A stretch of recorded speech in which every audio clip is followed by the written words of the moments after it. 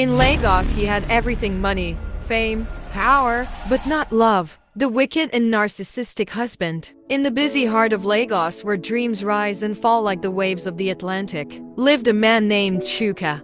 Handsome, wealthy, and admired by many. But behind his charming smile hid a wicked and narcissistic heart. Chuka was a successful real estate agent in Lekki, known for his flashy lifestyle, designer clothes, fast cars, and endless parties. But at home, he was a nightmare. His wife, Gozi, a humble teacher, had given up everything to support him when he had nothing. Yet now, she lived like a shadow in her own home. Every morning, Gozi would wake up before dawn, cook, clean, iron Chuka's clothes, and pack his lunch. But Chuka never said thank you. Gozi softly, "Honey, your tea is ready. I made it with ginger, the way you like." Chuka cold, irritated. "Ginger again? Gozi, must you always spoil everything? And this shirt wrinkled. Do you want people to laugh at me?" He tossed the shirt aside. Gozi flinched but said nothing. Her silence was her armor. At work, Chuka was known as Boss Chucks. His charm and designer suits turned heads. He smiled for everyone except his wife.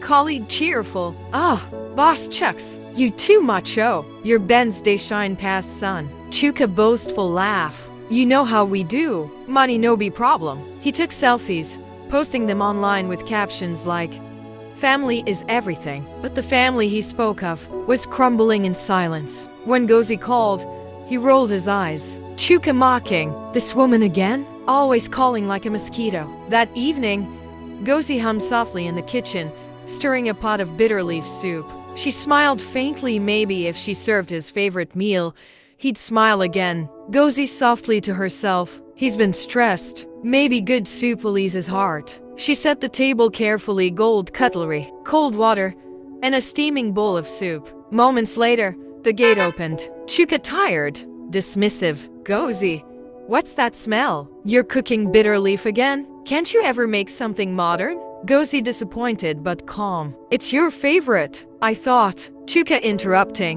"Thought what? That I'll eat this village food? Nonsense." He stormed off, leaving her standing by the table, food untouched, heart heavy. The rain fell that night, tapping softly on the windows. Gozi sat by the window, eyes red from holding back tears. Gozi praying softly, "Lord, help me. Help him find his way back to love, to us." She remembered their early days sharing roasted corn near Yaba Market, laughing over dreams. Now, laughter was a ghost in their home. On their wedding anniversary, Chuka took Gozi to a restaurant in Victoria Island. She thought maybe, just maybe, it was a chance to heal. Waiter polite. "Good evening, sir, ma'am. May I take your order?" Chuka arrogant. "Gozi, don't embarrass me. Just order water. You won't understand this menu." Gozi quietly, "But it's our anniversary." Chuka mocking, "And so, I'm not here to celebrate village love. Eat your water and behave." The laughter from nearby tables cut deeper than knives.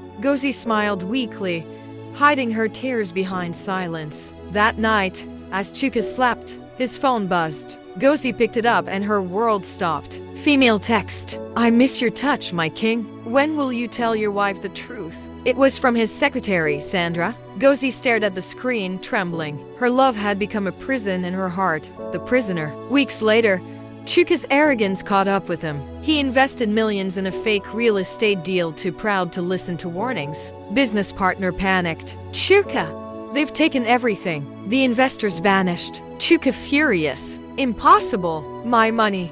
My empire." He jumped into his car, speeding across the third mainland bridge, his thoughts louder than the rain. When he woke up, he was in a hospital, his body broken, his pride shattered. No friends visited, no colleagues called. Only one person stayed, Gozi. She fed him, cleaned him, prayed for him. Chuka weak voice. "You're still here." Gozi gently. "Where else would I go? You're my husband." Her love, undeserved yet unwavering, broke the last wall in his heart. Months passed. Chuka learned to walk again, not just with his legs, but with humility. Chuka sincere. "Gozi, I was blind. I thought I was a king, but I was a fool. Please forgive me." Gozi smiling faintly. "Forgiveness doesn't erase pain. It teaches wisdom." He wept, and in those tears pride drowned. and love rose again. A year later, Chuka opened a small real estate training school built not on greed, but honesty. Gosi stood beside him, respected, loved, and cherished. In Lagos, where pride often runs faster than love, Chuka learned arrogance can build a mansion, but humility builds a home. And in the eyes of the woman he once broke, he found redemption. Moral lesson: pride destroys faster than poverty. Love heals stronger than wealth. Like, comment, share with family and friends, and subscribe.